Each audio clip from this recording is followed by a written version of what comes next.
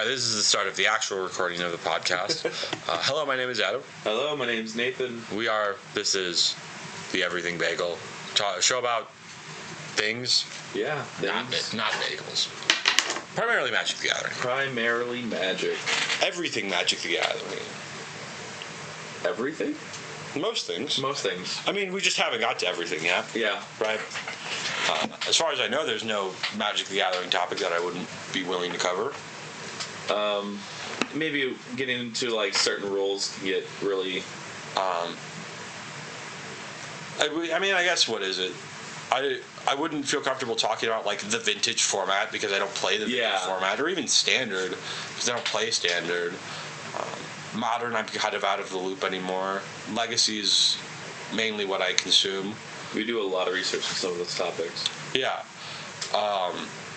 That being said, we mostly talk about Commander because that's the game we play. That's the game we play. So, I guess, because we're going to be talking about Mono Red today. The color red in the Magic the Gathering format. Yeah. Or in the Magic the Gathering game, specifically in the Commander format.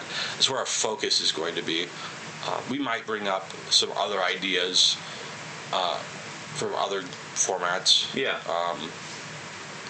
But yeah, no, we're going to be talking about Mono Red today. The mean red, mono red player at your table is going to do damage at you. Red deck wins. Red deck sprints and wins. So, I mean, I guess just like some easy topics of red. Ramp. Yeah. Ramp in red. You're not going to get steady ramp like you would in green, where green you're just like looking for extra lands, so that way you have them over the course of a longer game. You get some steady ramp in the form of artifact ramp. Right, the first five that come off the top of my head are Soul Ring, Arcane Signet, Felwar Stone, Mind Stone, Command Sphere. No, because I'm trying to like two or less. Yeah, I'm sticking with that two or less. The talismans, if you want. Oh yeah, it's not mono. That's not. Yeah, mono. not mono. So the four that came off the top of my head. I want to say I had a fifth earlier when we were getting ready, but I've forgotten it now. That being said, you can also shell out if you feel the need to for something like Grim Monolith, or Mana Crypt, or Mana Vault. Right? There is enough ramp or cheap ramp, artifact ramp, so you do have a steady source of mana. So you don't have nothing. That being said, if you want any explosive turns, and everyone has to do this, so I don't know why you would consider red to not have any ramp. But if you want an explosive turn with a big gain, you do have treasure generators, which are primarily, as far as I understand, in red, and as far as I know, things like Professional Facebreaker, Goldspan Dragon, Ancient Copper Dragon, they're all available to you. And then, unlike most other colors, red also does have access to some burst ramp in the form of Seething Song, Pyretic Ritual. There's another Pyretic Ritual copy where basically you spend 2 mana and you get 3. Jeska's Will allows you to gain red mana equal to the amount of cards in target player's hand. Mana Geyser, right. So you do have ways to generate explosive turns.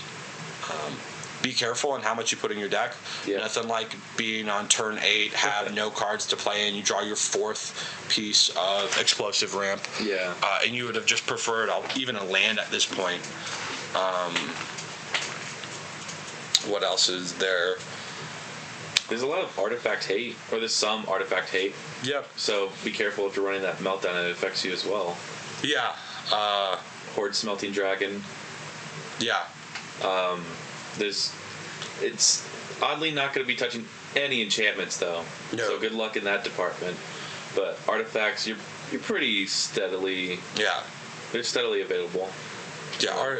Artifact removal Abrade is the first one that comes to my mind. I'd say Ancient Grudge, but that's red green. I'm sure there is mono red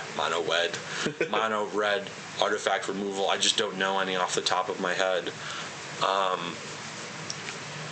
Even cards like Ingot Chewers, what is it? It's an evoke creature that when it enters, it's like a 5-mana 3/4 or 5-mana 3/3. It might not even be that good, but when it enters, you get to destroy target artifact, and then it has an evoke cost for 1 red and 2, or 1 red and 1, where you can evoke it, destroy an artifact, and then sacrifice it immediately.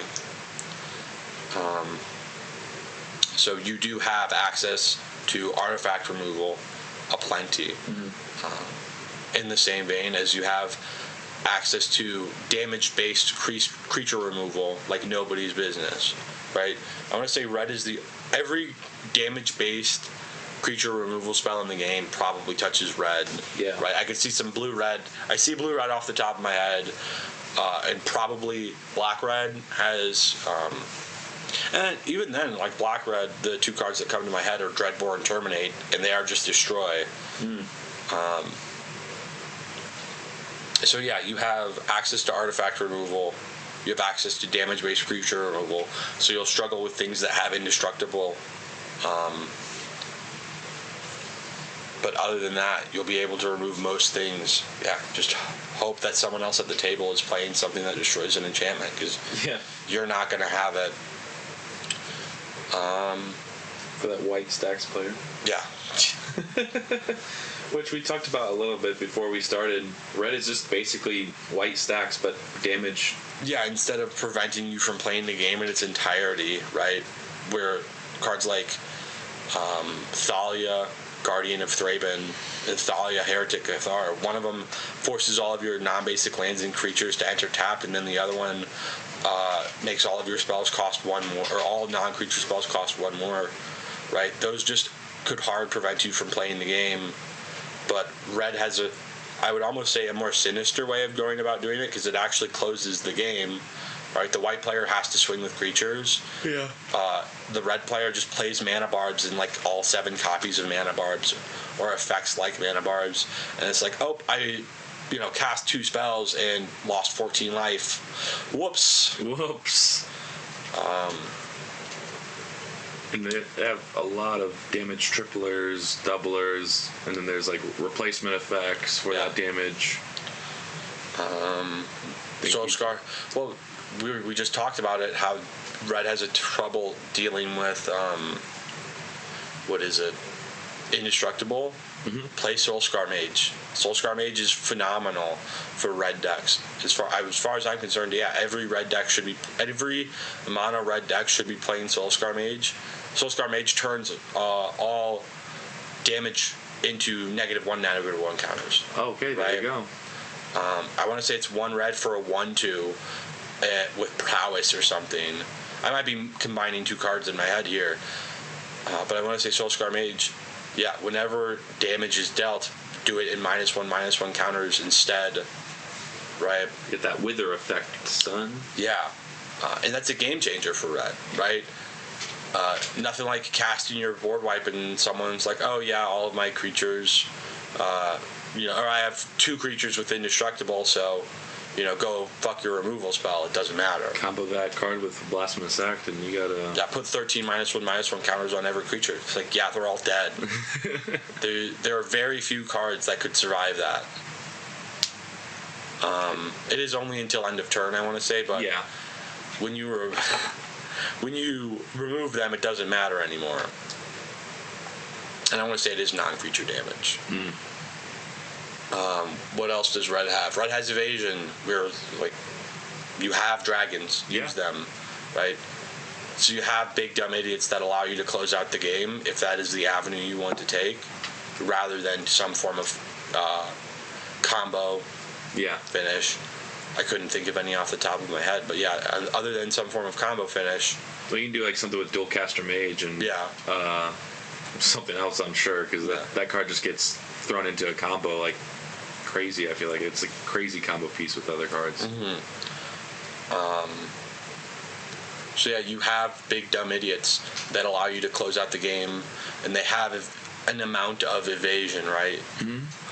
Unlike, I don't know, you will be like, what is it? Red and white and blue, I would all imagine flying. Black is some form of like death touch, so people don't want to block. or menace. Menace is another red keyword, right? Evasion. Besides haste. Yeah, besides. And red also loves giving additional combats. Yep. Another aggravated assault, combat celebrant. They're just cards that allow you to do that. They allow you to win the game in the way that red is trying to win the game faster. Which is just like aggro, punch in your face, and they're done. Run them down. Yeah, they're just going to run you down until they can't, and then they're going to pass turn and do it again. Yep. That's all they're there to do is damage. They're just there to beat face. Yeah. What is it? There's another podcast that we did very similar to this, where me and Adam compared our mono red decks, both kind of like burn style. So very similar, and similar to this conversation, but more specifically what's in our 99 and the breakdown of those cards, if you want to check that out.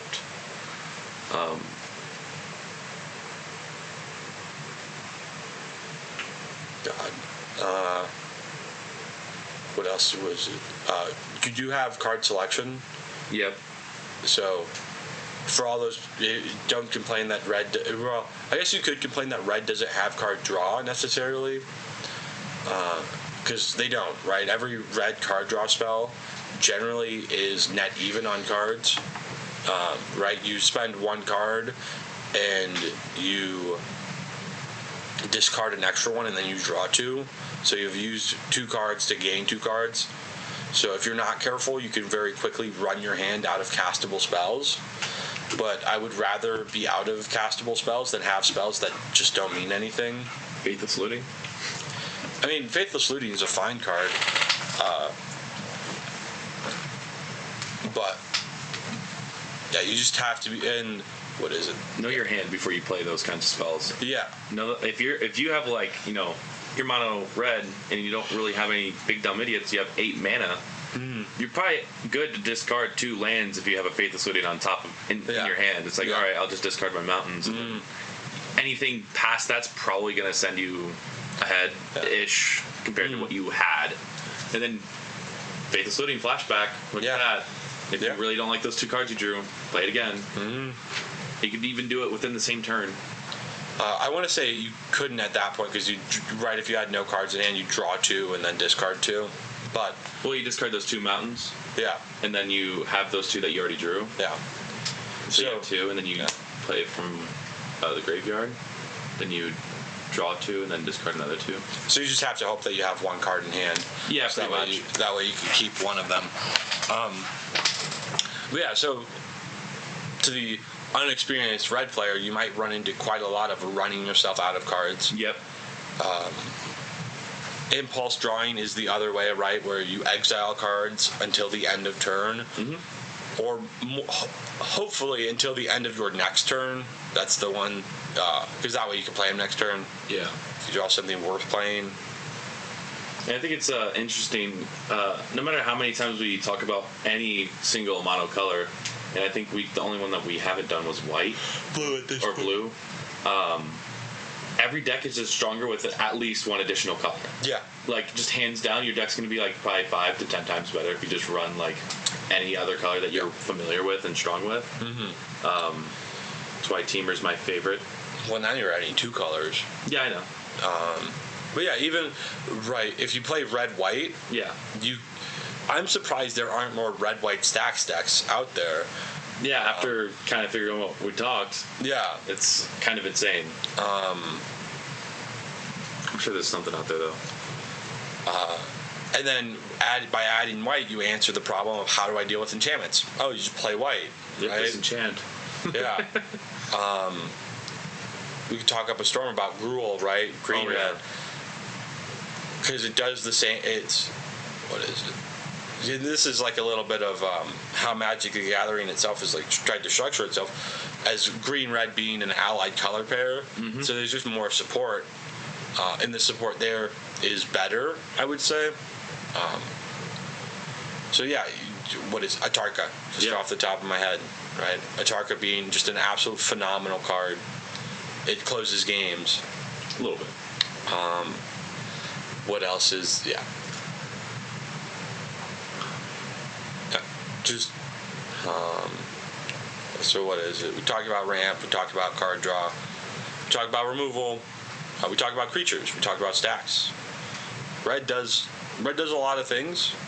A lot of things well. Mm-hmm. Yeah. Not perfect. Damage all day. I'll give it an A+ on damage. As far as I'm concerned, red is the best color to be. If you want to win, if you want to play a quick game, play red. Yeah. Because games will get over quickly because for all of the hemming and hawing that we did about all of the various other things red does, red ends games. And it's the best color at ending games.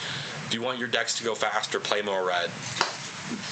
Why it's part of the spellcasting blue-red combo, right? Yeah. You have not just a lot of awesome cantrips and counter spells, but you could translate that all into damage. Yeah. With red. And having, like, with Gruul, green and red, you have a lot of support in green when you have just red to rely on with damage. Yeah. And extra combats. It's like, you can do extra combats with big green dinosaurs. Yeah. And, like, that'd be great. Yeah, by adding green to your mono red damage, you just get to play bigger things faster. Yeah. So you could almost, right, by adding green to your mono red deck, you just take all of your cards from like 5 to 6 mana and you make those 7 to 8 mana, and by and large, the more CMC a card has, the more things it does. So you just get more card out of your card, and more effect out of your card by and large. I'm not gonna sit here and say like, oh yeah, just tack mana onto spells and they'll be better. Yeah. Because it doesn't work that way. I think that one thing that you told me was before you make any deck, like, consider the other colors first. Yeah. Besides, like, oh yeah, that's a great commander, but it's like, but is there anything that's like this with this color in it that would just make the deck so much more better? Mm-hmm. And then that's when you kind of eventually probably lead down the road to like, all right, so what 5-color commander am I picking? Yeah. That's why I say like I'm a 5-color fiend, because we've gone through all of these. We've gone through everything with blue at this point, and every time we get to discussing about specific thing or some things, it's like, yeah, this color would be great if it had this as well. Yeah. This as well. And so each color does things very well, does specific things. Mm-hmm. So even though the color pie at this point has kind of broken down, and most colors can do most things, there are still colors that stand head and shoulders above the rest. Specific blue, card draw; red, damage; green, land, or green, mana. Don't ask me. White, stacks. Yeah, white stacks. Black creature, black removal, right? Yeah. Colorless, like artifacts. Yeah, artifacts. Eldrazi. Every color has a thing that they do really well. It's all about the balance. Mm-hmm. Yeah. That being said, I don't really have much more to talk about on red. No, red's a pretty single note thing, like you said. It's very boring, but very straight to the point as well, and it can be exciting to get through some of those games where it's like, all right, I did 20 damage to your face in one turn, now what are you going to do? Mm-hmm. Mm-hmm. It's like either you're going to pull off something better, or you're just going to die. Yeah, how do you respond? No response? All right, I swing again, and you die. It's been a glorious topic. So yeah, this has been the Everything Bagel. Yeah. Talked about mono red. Currently, we don't have a topic for next week. Nope. But wherever you are, have a good morning, good afternoon, good evening, and don't forget, try everything.